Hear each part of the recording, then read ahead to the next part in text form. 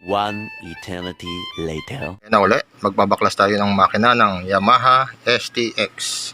Ayan, ang lakas na ng kalampag. So nagpalit ako ng clutch housing, clutch lining, clutch hub, clutch bush. Tapos yung nakita ko, hindi na sumasama to. Ayan, ito kasi pagka inikot mo, kailangan sasama yung idle gear.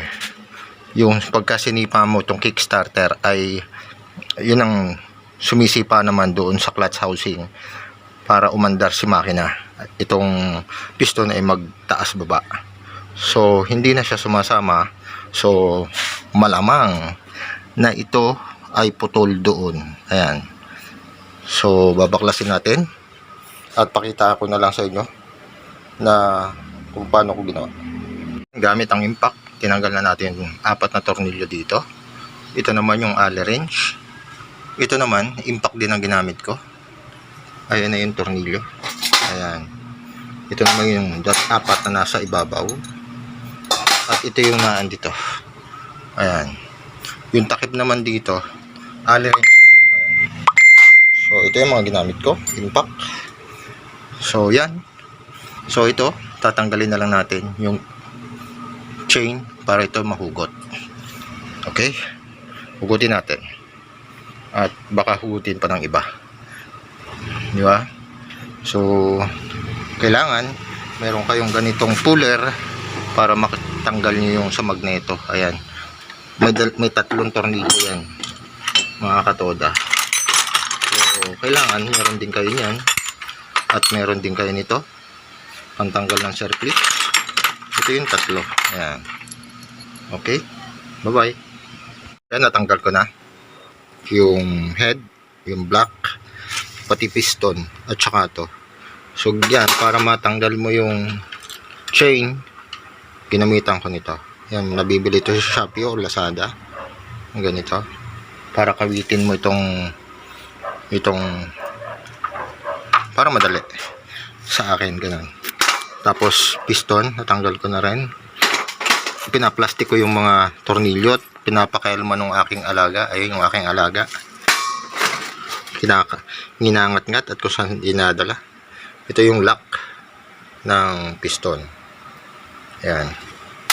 So babaklasin naman natin yung gilid. So natanggal ko na pati itong chain tensioner at saka yung guide, chain guide. Ito ang chain guide. Andiyan na yung chain guide. Ayan. Ayan na yung black. So okay na. Natanggal ko na to dito. Tapos ito naluagan ko na rin 17 na socket. Inimpa ko. Tapos para matanggal mo to, dito yung sinasabi ko na kailangan nyo nito. Ito at saka yung 3 tornilyo nito. Okay, dito ilalagay mo yan, isagad mo na yung tornilyo doon, yung nut. Yan, ganyan. Okay, hindi ko mailagay. Sandali lang. At tayo okay. So ilagay ko muna at uhugutin. So kailangan yan nakaganyan. Tapos yung 3 tornilyo na andito, diyan nakalagay. At saka dito. Para yan, habang hinihigpitan mo yung gitna, itinutulak niya dito at hinihigit pa labas. Okay? Nailagay ko na yung puller. Ito yung puller. Tapos ito, titirahin na lang natin yan ng 22. Okay. Ayan. 22. Para lumubog siya doon sa ano at mahigit itong ayan. Tapos yung 3 na andun. Ayan. Ayan. Para madali. So, pinapakita ko sa inyo kung paano ko binabaklas yung STX. Nagtataka kasi ako kung bakit inayawan nyo si STX. Kasi ganda-ganda namang makina nito. Grabe. Ang tahimik. So, ito lang. nagkaroon ng problema na naman. So kailangan nating biakin kung ano ba talaga yung kanyang sira. Okay, so tanggalin natin to, tapos yung ito chain guide, yun, tapos sa kabila naman. Okay, ito nakita na natin ang sira. Ayan, oh, kita nyo ba? Yan, ang lakas ng lagapak din yan. So ito, makikinig mo yan dun sa labas pag nagmamaneho ka, nakakairita dahil tunog, ayun, tunog ano yan, tunog katok. So kailangan nating, ayan, oh, wala. Tapos ito, meron din dito.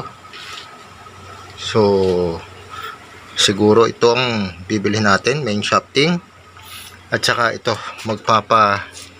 ayan, oh, ayan ang sira ng aking STX, Yamaha STX. Wala, gastos mga kapatid. Okay, so hanggang dito na lang. At ano natin to, i-reel natin. Okay, bye bye. Tanggal ko na yung cover dito. Ayun ang cover.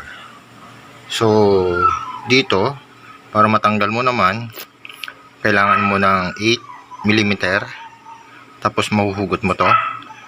Yun pala mga katoda. Ayan, nakita nyo yung arrow.